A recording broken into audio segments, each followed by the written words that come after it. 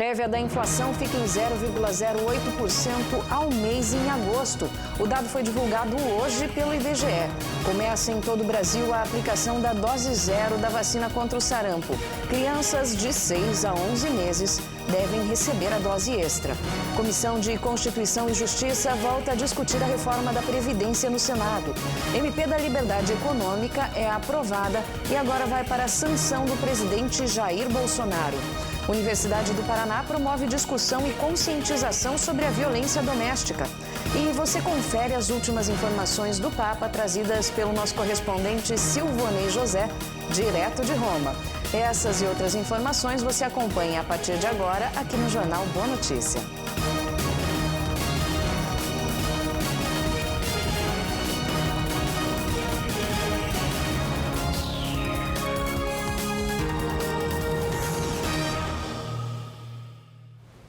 Boa noite, começa agora mais uma edição do JBN para todo o Brasil.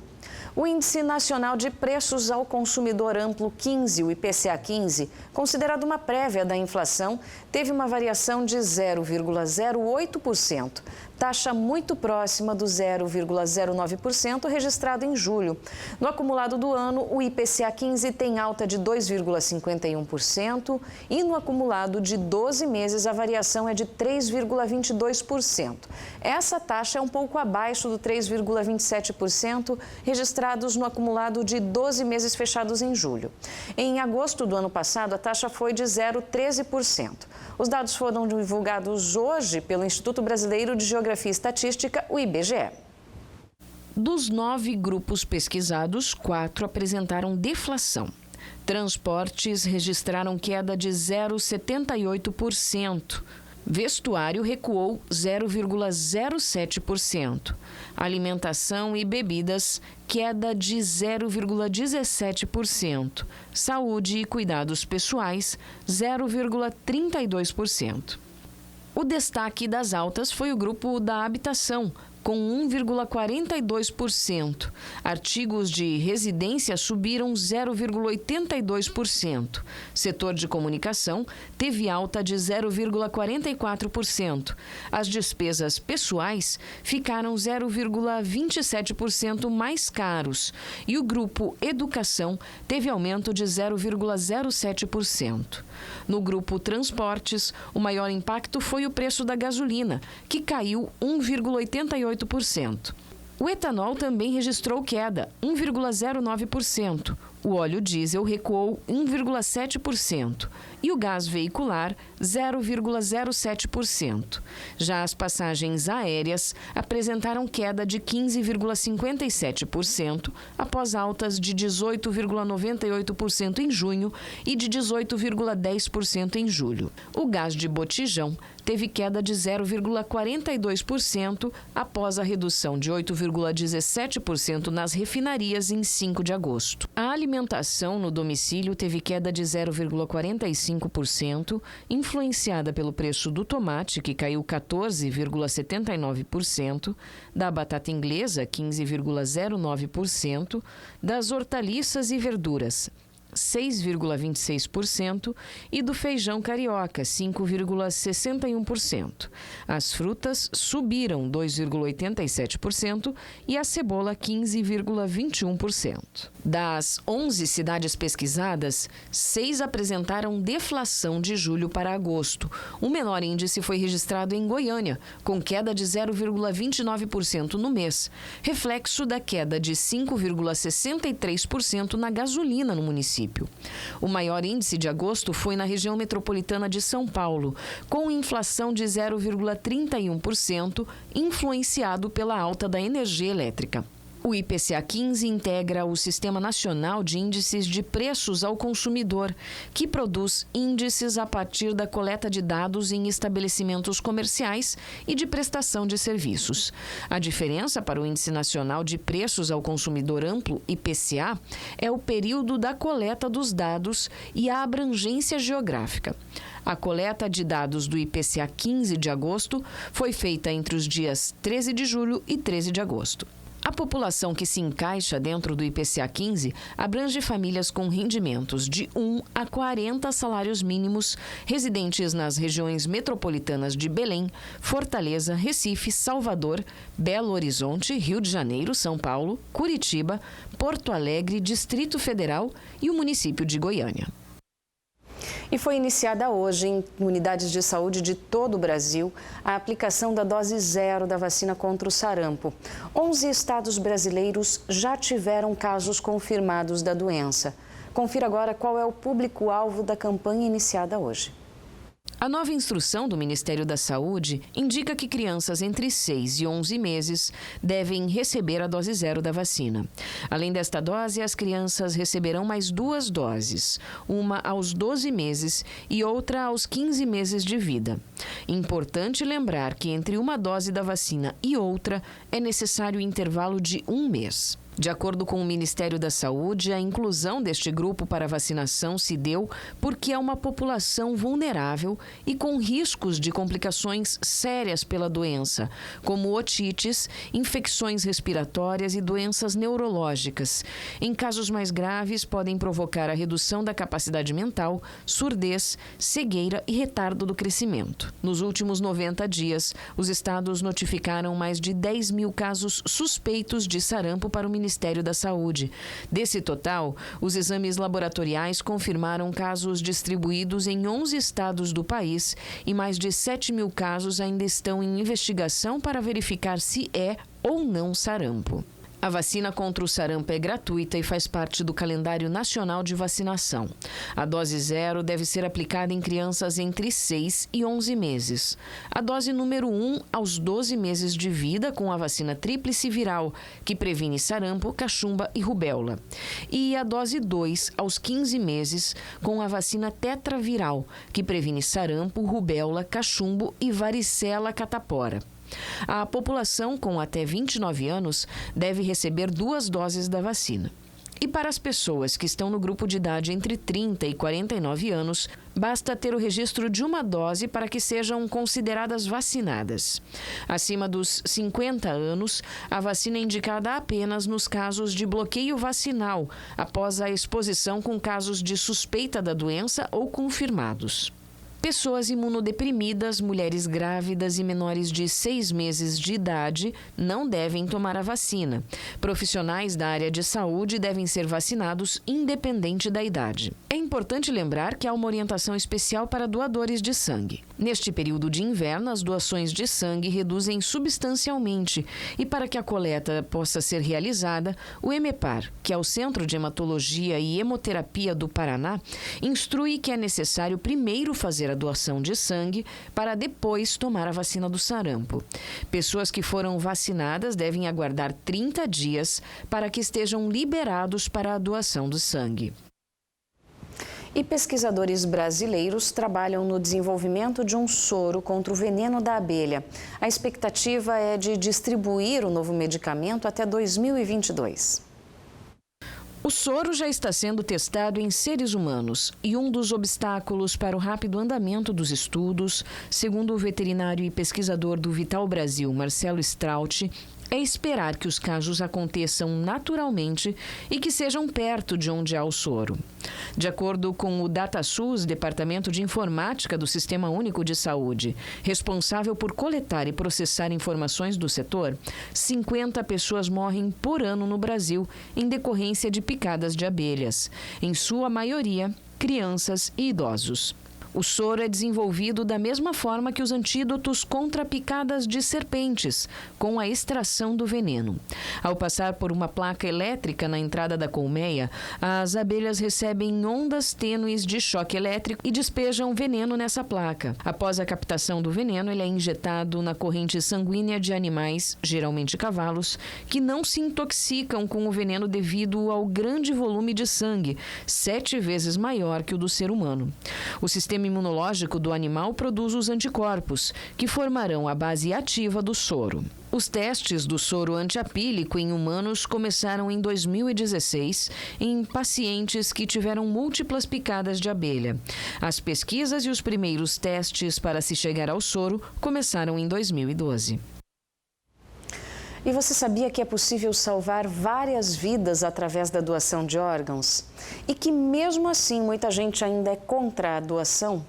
Para ajudar a conscientizar a população sobre a importância da doação de órgãos, a cidade de Paranaguá, no Paraná, criou a campanha É Doando que se Vive. Acompanhe na reportagem do Pierre Andrade. A rede pública de transplantes do Brasil é uma das mais organizadas e eficientes do mundo. Ainda assim, mais de 40% das pessoas aptas a doarem órgãos não realizam a doação devido à recusa dos familiares. O número preocupa e muito. E para mudar essa realidade, o Ministério Público do Paraná, em parceria com a Prefeitura de Paranaguá, deu início à campanha É Doando que se Vive.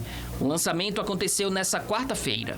A iniciativa do projeto veio quando eu tive conhecimento de que 44% das pessoas que são potenciais doadores, que poderiam doar seus órgãos, não doam por uma recusa da família. Aliado à existência de um projeto de lei federal que isso poderia ser trabalhado dentro das escolas, a questão da conscientização. E a nossa intenção é transformar as crianças em agentes conscientes, né, que possam transformar essa estatística e diminuir essa estatística, que se transformem em adultos que sejam doadores de órgão, que também levem isso para dentro de casa, para dentro dos seus familiares. Muitas vezes esse é um ato de amor para um conhecido, né, para um ente querido, e às vezes são para pessoas que você não conhece, né, mas que mesmo assim você está dando o seu tom, a sua alegria, às vezes a possibilidade dessa pessoa de enxergar as cores, certo, quando se trata de doação de córnea. Então, por que não? Né? Por que não mostrar o seu carinho para aqueles que você conhece e para aqueles que você não conhece? Então eu peço para que o doador pegue e fale para os seus familiares que ele tem essa intenção e que os familiares, se for possível, respeitem a intenção dele. A campanha será aplicada nas escolas da rede municipal de ensino. Os alunos participarão de atividades onde vão aprender de forma lúdica que, ao doar órgãos, várias vidas são salvas. A ideia é que os pequenos alunos possam replicar as mensagens e ajudar na conscientização de todos à sua volta. Formar um adulto consciente, você tem que trabalhar com as crianças. E as crianças entendem isso de um caráter mais amoroso, mais sentimental. Então, você trabalhar essa criança, consequentemente, você terá um adulto mais consciente e responsável e com o valor da importância da doação de órgãos. No lançamento, um emocionante vídeo foi mostrado aos participantes. Nele, o filho relata como foi a doação de órgão que realizou para o pai e como a atitude foi importante para que ele pudesse continuar vivo.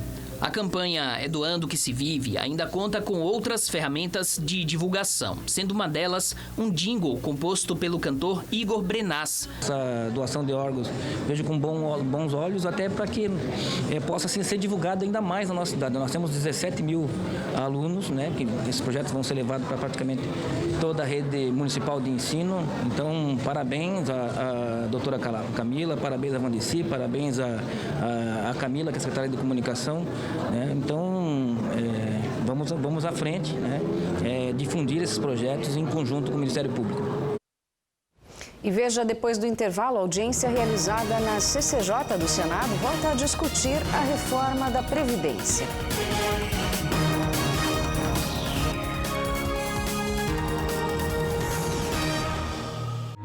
E tudo que pedirem com fé na oração, vós o recebereis. Creia no poder da oração. Creia no poder do Divino Pai Eterno.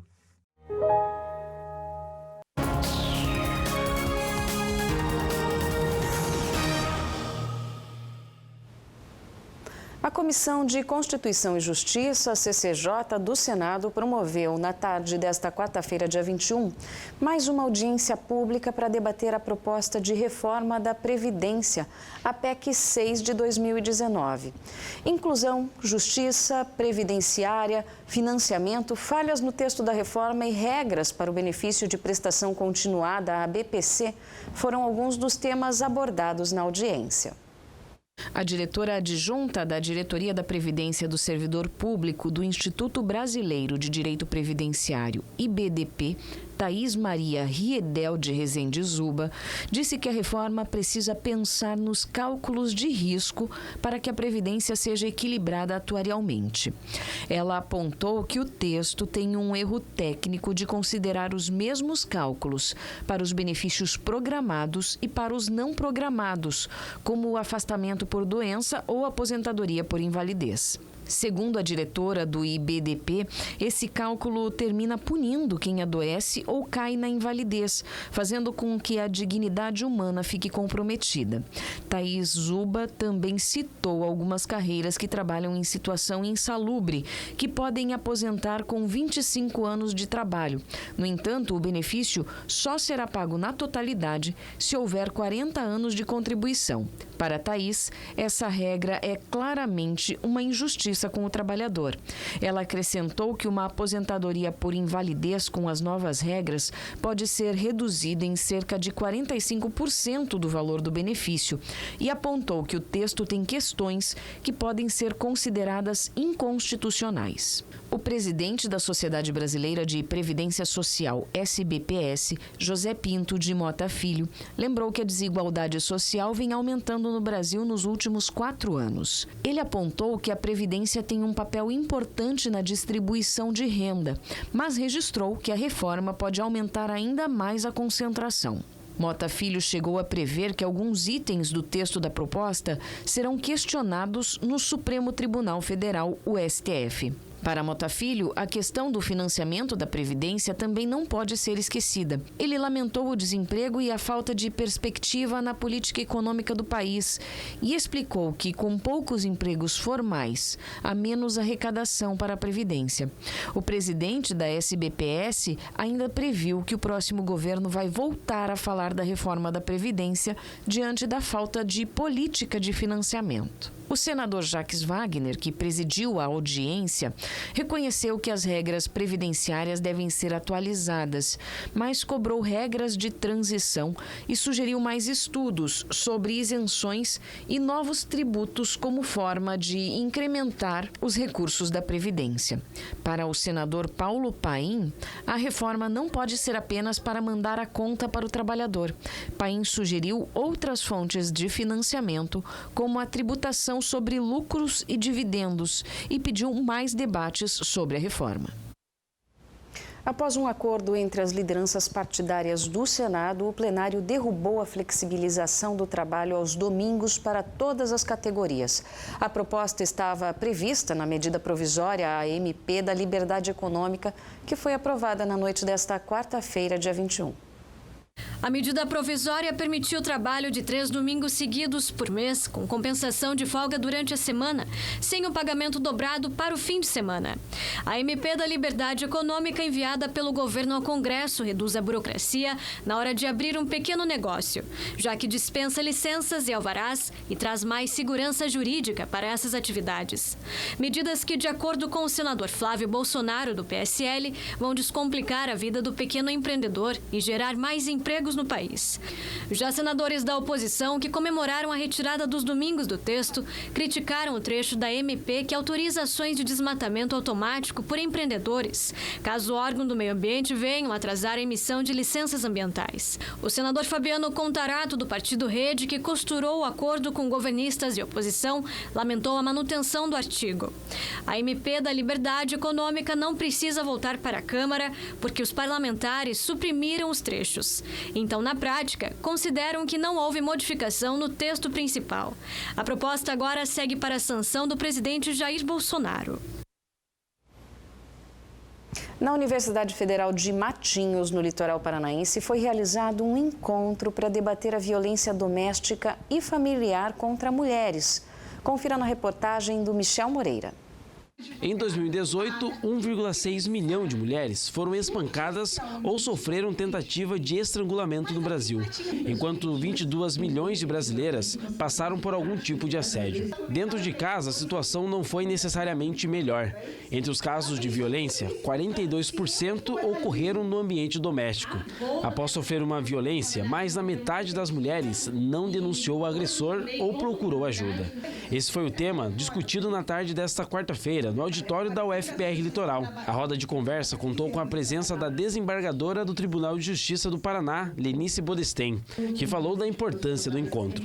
Hoje está aqui representada também toda a rede de atendimento à mulher.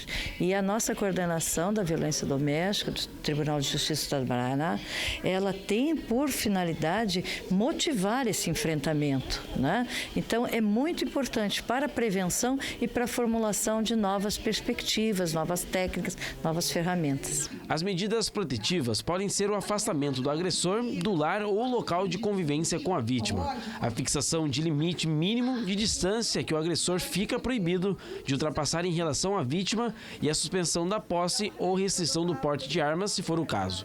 O botão do pânico, que já foi implantado em Matinhos, é um grande aliado para fazer com que essas medidas protetivas funcionem. Sem o botão do pânico, a medida protetiva depende do bom senso desse agressor.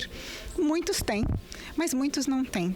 Então, a mulher ter um dispositivo no qual basta um acionamento simples para pedir ajuda e não ter que pegar de um celular, discar ou pedir socorro e contar que alguém escute e peça efetivamente ajuda, né, da Polícia Militar ou da Guarda Civil, é algo muito, muito, muito importante para a efetividade. Por quê? A partir do momento em que a mulher faz esse acionamento, a chegada de socorro para ela é quase que imediata. O encontro, que foi organizado pelo Conselho da Comunidade de Matinhos, em parceria com a Universidade Federal do Paraná, contou também com a participação dos acadêmicos que aproveitaram a oportunidade para esclarecer algumas dúvidas. É importante que a gente busque atingir a todos os públicos, inclusive o público universitário. Inicialmente nos parece o seguinte, não, o público universitário, esclarecido, já sabe.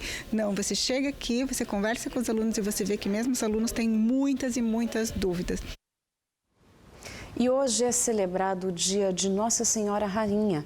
Essa é uma das várias homenagens destinadas a Santa Maria, a Mãe de Deus. O repórter Pedro Henrique Rabelo traz mais informações. Olá, você que acompanha a nossa programação aqui da TV Pai Eterno. Dia de Nossa Senhora Rainha, dia 22 de agosto. Você sabia que foi em 1954, através do Papa Pio XII, que instituiu essa data? E para falarmos sobre essa importância, ao meu lado, o Padre Silvio Rogério. Padre, bom tê-lo aqui na TV Pai Eterno. Obrigado, agradeço o convite de estar contigo, com os telespectadores da TV Pai Eterno e falar desse título grandioso de Nossa Senhora Rainha. Qual que é a importância? Comemorar o título de Nossa Senhora Rainha significa inicialmente exaltar a grandeza de Cristo Rei, porque toda a dignidade de Maria é reflexo da dignidade de Jesus Cristo. Cristo é elevado a Rei do Universo e, portanto, sua mãe, como Rainha do Rei, também ela é Rainha. E como que nós devemos viver esse dia? Qual que é a mensagem que esse dia passa para todos os fiéis? Vivendo como Maria viveu sempre a sua vida, no serviço. Maria, desde o princípio, quando recebeu o anúncio do anjo Gabriel e que anunciou a sua dignidade, os seus privilégios, em vista da eleição de Jesus Cristo, o Filho de Deus encarnado, Maria se colocou a serviço, levando Jesus onde ela estivesse e o que ela fosse fazer, Jesus estava com ela. Ela foi a grande peregrina na fé. Carregou Jesus no seu ventre e caminhou atrás de Jesus, crescendo no Evangelho, no conhecimento do projeto do Pai acerca dela. É importante retomar essa história de Nossa Senhora Rainha. Padre, é justo esse título de Rainha? Sim. Nós podemos, junto com o Papa Pio XII, retomar toda a tradição, tanto das Sagradas Escrituras, quanto os místicos da Igreja, a tradição da Igreja, que fundamentam teologicamente, biblicamente, esse título de Nossa Senhora Rainha. Ela representa o coroamento da criação. Ela foi a eleita, a escolhida para ser a mãe do Salvador. Ela é a cheia de graça. Privilégios únicos de Maria. E também ela se coloca como a rainha dos filhos de Adão, modelo de fé para os homens, coroamento dos confessores, coroamento dos patriarcas, coroamento das virgens, coroamento de toda a humanidade e dos anjos do céu. Existe uma influência de Maria na Igreja? A devoção mariana começou com a igreja, e essa devoção mariana, a exaltação das glórias de Maria, já aparece no Novo Testamento. Desde a saudação de Isabel ou do anjo Gabriel: bendita és tu entre as mulheres, bendito é o fruto do teu ventre, bendito o seio que te amamentou. São tantos trechos bíblicos. No próprio Pentecostes, a Maria, mãe de Jesus, estava com os apóstolos quando nascia a igreja. São tantos trechos bíblicos que exaltam a figura de Maria. Então, é importante esse reconhecimento e a singularidade de Maria. Ela é singular, algo que é dela e nenhuma criatura na história terá, que é ser a mãe do Salvador. Algo único de Nossa Senhora, algo único de Maria. Até uma curiosidade: Jesus Cristo foi um homem ímpar, único. Mas Maria foi importante na criação de Jesus? Até que ponto Maria teve a sua importância? Os testemunhos dos evangelhos sinóticos têm um lapso de tempo que nós não encontramos a fundamentação bíblica. Mas a mãe, na sociedade judaica antiga, ela ocupava um papel singular na educação e no acompanhamento dos filhos. Maria de Nazaré era uma jovem, como tantas jovens de Nazaré, mas foi a escolhida por Deus para gerar a vida, alimentar e sustentar a vida, educar a vida de Jesus. Em Nazaré, ela se ocupava das tarefas domésticas, como toda mulher judia, e também da educação dos filhos. Provavelmente marcou a educação do Filho encarnado. Dia de Nossa Senhora Rainha, eu queria que, para encerrar a nossa reflexão, que o senhor deixasse uma mensagem para todos que estão assistindo a TV Pai Eterno, esse conteúdo feito com esse viés de uma catequese diária, né, padre? Eu acho que isso é muito importante. Muitas pessoas que estão assistindo acompanham as missas, fizeram a catequese lá atrás, mas é sempre bom refrescar a memória de todos. Com certeza, para nós, para todos os cristãos, mas especialmente para nós cristãos católicos, que temos essa devoção a Maria, e especialmente hoje Nossa Senhora Rainha, precisamos crescer na maturidade da fé, colocar a centralidade de Jesus Cristo, o único caminho, a verdade e a vida, mas Maria sim que tem um papel importantíssimo na encarnação do Verbo e na constituição da Igreja. Tanto ela também é conhecida como Maria, mãe da Igreja, mãe dos filhos e mãe do Filho, mãe do Cristo cabeça e mãe do seu corpo, que é a Igreja, que é a rainha dos homens e também hoje a rainha nos céus. Muito obrigado, padre. Eu que agradeço a oportunidade, espero ter outras ocasiões para aprofundarmos a catequese mariana ou mariológica. Vamos celebrar esse dia tão especial para nós cristãos. E veja no próximo bloco as informações do Papa com o correspondente da TV Pai Eterno, Silvanei José.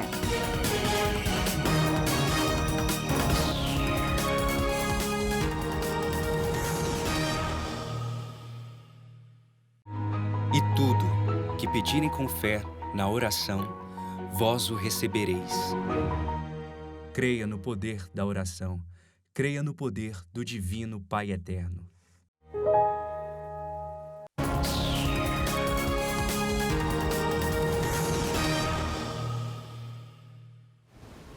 Estudantes se reuniram ontem à noite para participar de um evento de abertura dos Jogos Escolares. O evento aconteceu em Matinhos, no litoral do Paraná. A Ellen é daquelas típicas mãe coruja. Os olhos chegam a brilhar quando tira foto da sua filha Maria, de apenas 10 anos, que estava se preparando para participar da fanfarra. Não tem como não ser, né? Independente, você tem 1, 2, quantos filhos for, toda a conquista deles é algo que não tem tamanho, né? E conquista é sempre pro bem, né? Então isso é sensacional, tem que ser coruja mesmo. A pequena prova o carinho e a tietagem da mãe. Boa, boa, porque tem pais que não podem estar com os filhos sempre, então eu aproveito. Era a abertura dos jogos escolares e não só o celular da Ellen, mas de todas as mães estavam focalizando as crianças da Rede Municipal de Ensino de Matinhos. Cada escola desfilou no ginásio Vicente Gurski, representadas pelos alunos que participarão dos jogos. A parte mais interessante é a confraternização e a parte da criança poder sentir alguns valores, conhecer o sentimento da ganha, de saber ganhar, de saber perder, de poder vivenciar toda essa preparação para a vida. E com os esportes de contraturno que nós temos já, é uma forma de já começar a preparar os alunos, vislumbrando novos talentos, incentivar os alunos a ter uma parte saudável e uma parte esportiva e recreativa, para que a criança cresça com saúde e um cidadão de bem. Para o prefeito de Matinhos, Rui Auer, um evento como este evidencia a importância do ensino e do esporte na vida da criança. Nada como a juventude, né? Então as crianças são o nosso maior patrimônio, não só do município de Matinhos, mas de todos os municípios do Brasil. Então a gente fica muito orgulhoso de poder proporcionar esses jogos escolares para essa criançada maravilhosa. Passada a abertura, agora cerca de 200 alunos de 7 escolas municipais participarão de diversas modalidades esportivas nos Jogos Escolares do município de Matinhos. São cabo de guerra, corrida, salto em distância, futsal, queimada, basquete e outras atividades, xadrez, né, que teve as finais hoje já. Então, mais algumas atividades e modalidades recreativas aí. Olha, e agora você confere as últimas notícias do Papa vindas diretamente de Roma.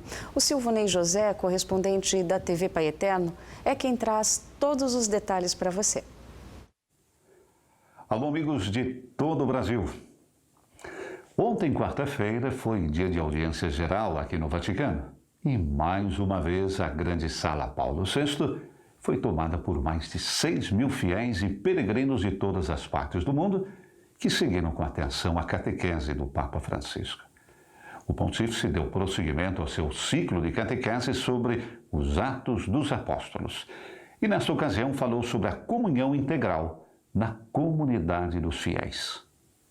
Mas antes de falarmos do conteúdo da sua catequese, eu gostaria de chamar a atenção para a menina que literalmente roubou a cena na audiência de ontem. Praticamente durante toda a sua catequese, o Papa Francisco teve companhia no palco. Correndo de um lado para o outro, batendo palmas, parando justamente na frente do pontífice, a menina autista capturou a atenção, primeiramente do Papa, mas também dos fiéis presentes na sala Paulo VI.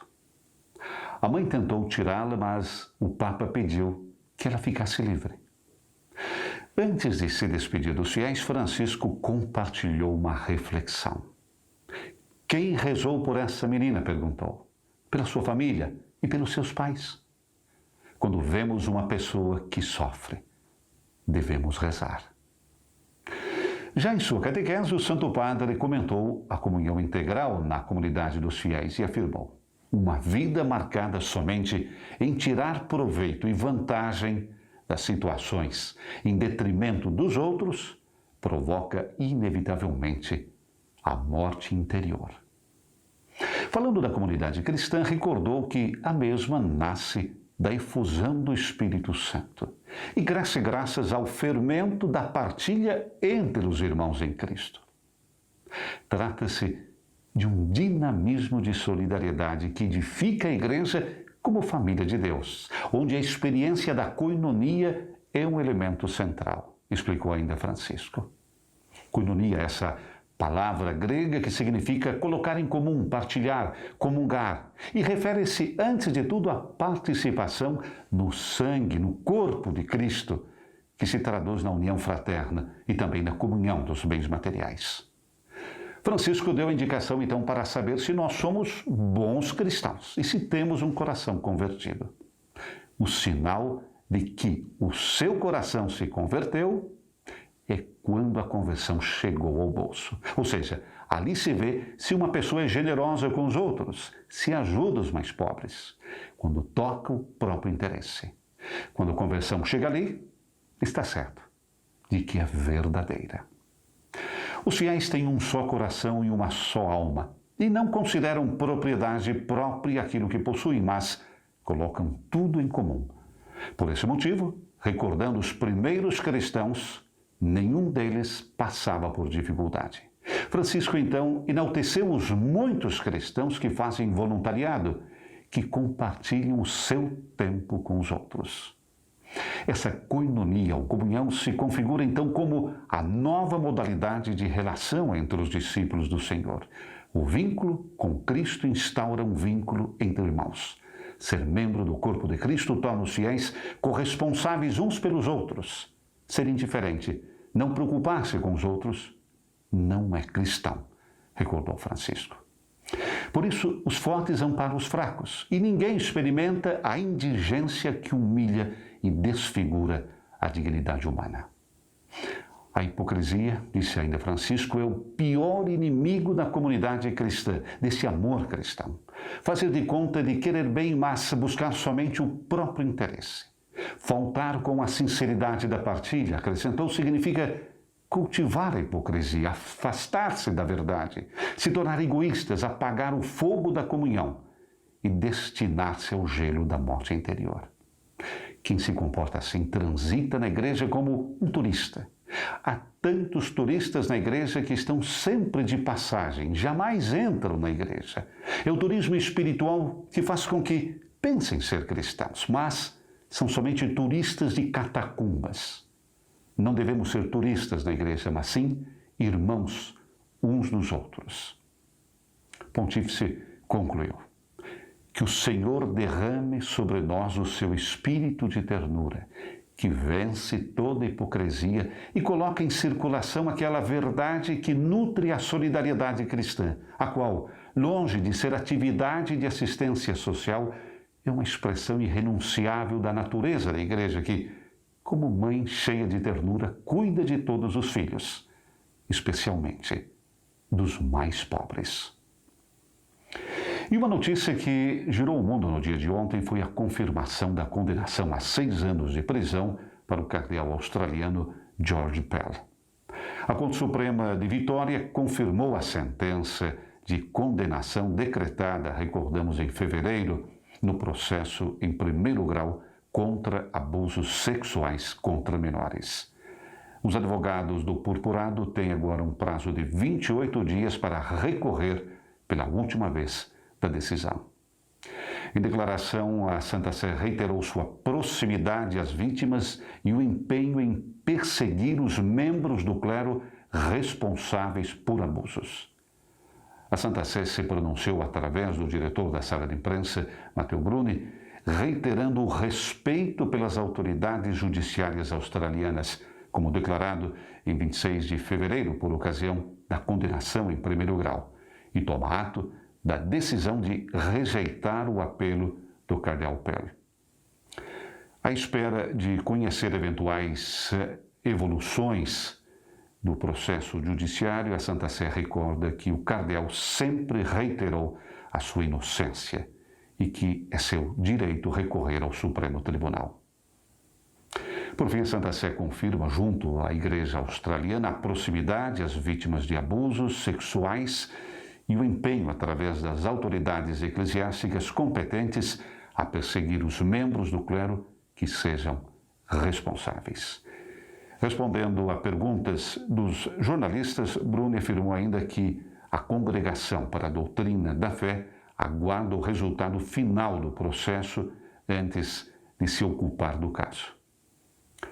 Já o Papa Francisco, como declarado em fevereiro passado, confirmou as medidas cautelares assim que o cardeal voltou para a Austrália, isto é, como de costume, a proibição do exercício público do ministério e a proibição de contato com menores de idade.